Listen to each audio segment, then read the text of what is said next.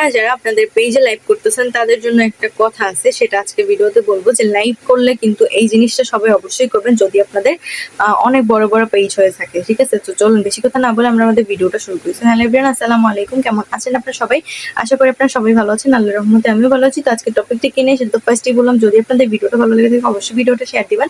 কেমন লাগলো ভিডিওটা অবশ্যই কমেন্ট করে জানাবেন। তো এখন চলুন আমরা আমাদের মূল কথায় চলছি।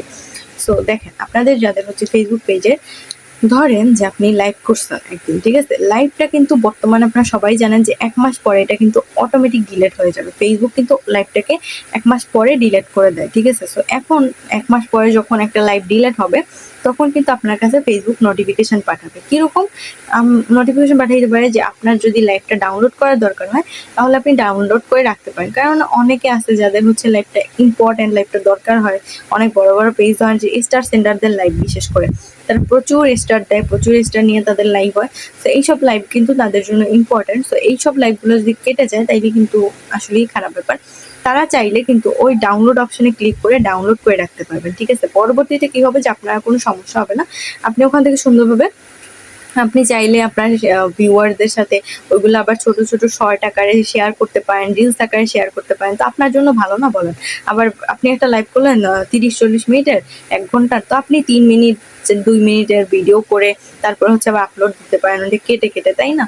সো এটা কিন্তু আপনার জন্য ভালো দিক, যেহেতু আপনি স্টার সেন্ড করেছেন ভিডিওতে মানে লাইভে। সো আশা করতেছি এইটা যদি আপনি ভিডিও আকারে প্রকাশ করেন তাহলে কিন্তু আপনার লাইভটা আর কি বলতে পারেন যে এটাও কিন্তু ভিডিওটা খুবই গ্রো করবে, যেহেতু আপনার লাইভটায় স্টার সেন্ড হয়েছে। বিশেষ করে আমি স্টার সেন্ডারদের জন্য বলতেছি যে যারা স্টার সেন্ডাররা রেগুলার স্টার সেন্ড করতেছেন, ঠিক আছে, আপনাদের জন্য বেটার হবে আপনারা ভিডিওগুলো ডাউনলোড করে তারপর রিলস আকারে, পোস্ট আকারে, এগুলো আকারে আপলোড করতে পারেন, আপনাদের জন্য বেটার হবে। সো মানে লাইভটা কাটার আগে আপনি একটা লাইভ করছেন 1 মাস পরেই কিন্তু যেদিন কাটবে ওই দিন হয়তো বা কিছুদিন আগে বা ওই টাইমে আপনার নোটিফিকেশন আসতে পারে যে আপনি কি লাইভটা ডাউনলোড করবেন, মানে লাইভটা ডাউনলোড করবেন বলতে এর কি তথ্যগুলো আর কি আপনি রাখবেন কিনা। যদি আপনি ডাউনলোড করে রাখেন তাহলে ডাউনলোড অপশনে ক্লিক করে আপনি জিনিসটা ডাউনলোড করে রাখতে পারেন, তাহলে কিন্তু আপনার জন্য বেটার হবে, ঠিক আছে। তখন কেটে গেলেও সমস্যা নেই, কারণ ফেসবুক এখন বর্তমানে নতুন নিয়ম করছে, এটা হচ্ছে যে 30 দিন পর লাইভ অটোমেটিক্যালি ডিলিট হয়ে যাবে, ঠিক আছে। কেউ ডিলিট করবে না, ফেসবুক নিজেই অটোমেটিক্যালি লাইভগুলো ডিলিট করে দিবে, বুঝতে পারছেন?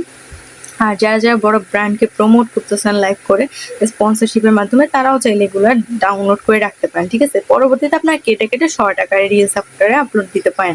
আশা করি বুদ্ধিটা আপনাদের কাছে ভালোই লাগছে। যদি বুদ্ধিটা আপনাদের কাছে ভালো লেগে থাকে তাহলে এক্ষুনি আমার ভিডিওতে লাইক দেন, কমেন্ট করেন আর শেয়ার করে ভিডিওতে জানিয়ে যান যে বুদ্ধিটা আসলে আপনাদের কেমন লাগলো। তো যাই হোক, আজকের ভিডিওটা ছিল এই পর্যন্তই। যদি আপনাদের ভিডিওটা ভালো লেগে থাকে অবশ্যই ভিডিওটা শেয়ার দিবেন। কেমন লাগলো ভিডিওটা অবশ্যই কমেন্ট করে জানাবেন। ধন্যবাদ সবাইকে আজকে ভিডিওটা দেখার জন্য। আল্লাহ হাফেজ, আসসালামু আলাইকুম।